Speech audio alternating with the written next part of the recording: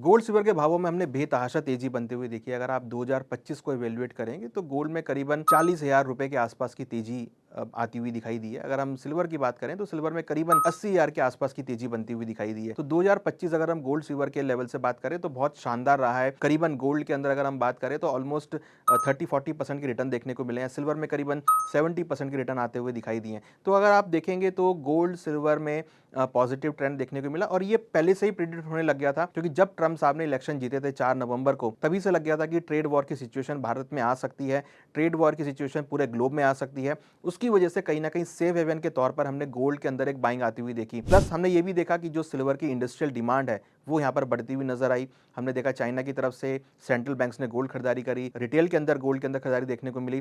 Plus silver की जो demand है वो इंडस्ट्रियल यूसेज में इंक्रीज होती हुई दिखाई दी। तो उसकी वजह से हमने देखा कि कहीं ना कहीं गोल्ड सिल्वर के भावों में 2025 में शानदार रिटर्न देखने को मिला और लोगों ने उसका काफी फायदा भी उठाया। बट अगर हम अब 2026 की बात करें, क्योंकि अब हम 2026 में एंट्री करने वाले हैं, तो सबके माइंड में ये क्वेश्चन होगा कि गोल्ड सिल्वर कहां जा सकता है। तो यहां पर मैं एक बात बताना चाहूंगा कि भारत के अंदर या अगर हम पूरे ग्लोब की बात करें तो पूरे ग्लोब के अंदर कहीं ना कहीं ट्रेड वॉर का जो अनसर्टेनिटी वाला माहौल है वो अभी भी यहां पर जारी है। कोई क्लैरिटी ट्रेड वॉर को लेकर नहीं आई है। US China, US India, India Russia, India Russia Ukraine, ये सब पहलू हैं, ये अभी भी मार्केट में एग्जिस्ट कर रहे हैं। कोई वहाँ पर क्लैरिटी नहीं है। तो ये जो अनसर्टेनिटी का माहौल है ये आगे भी जो है रह सकता है और उसकी वजह से आपको गोल्ड के अंदर सेफ हेवन डिमांड देखने को मिल सकती है। चांदी की जहां तक बात है, चांदी में अगर आप देखेंगे तो इन्वेंट्रीज लो हैं, सप्लाईज कम है, तो वो कहीं ना कहीं सिल्वर के प्राइस को सपोर्ट करेगी। और जैसा कि हम देख रहे हैं कि कहीं ना कहीं जो करेंसीज वीक हो रही हैं वो कहीं ना कहीं गोल्ड को सपोर्ट प्रोवाइड करेंगी और आने वाले साल में भी हमें लगता है कि गोल्ड के भावों में आपको तेजी देखने को मिलेगी। सेंट्रल बैंक्स की खरीदारी जो है वो यहाँ पर रह सकती है। 2025 में हमने देखा है कि जमकर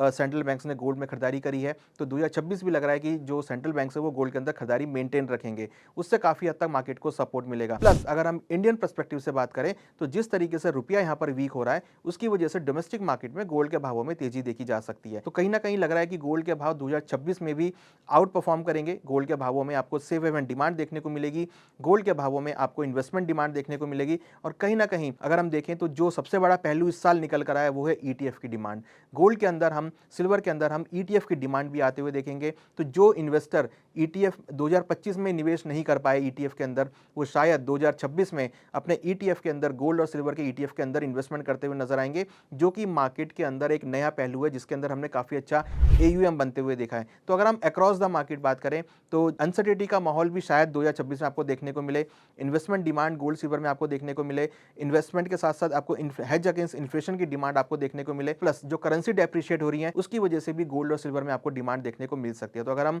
2026 का आउटलुक की बात करें तो लग रहा है कि गोल्ड सिल्वर के अंदर आपको 2026 में भी अच्छे रिटर्न आपको देखने को मिल सकते हैं। हो सकता है कि 2025 जैसे रिटर्न आपको उतने ना देखने को मिले, उससे ज्यादा आपको रिटर्न 2026 में देखने को मिल सकते हैं। हमने भी रिसेंटली देखा कि गोल्ड और सिल्वर में करेक्शन देखने को मिला। दिवाली में हाई बनाया था, उसके बाद करेक्शन आता हुआ दिखाई दिया।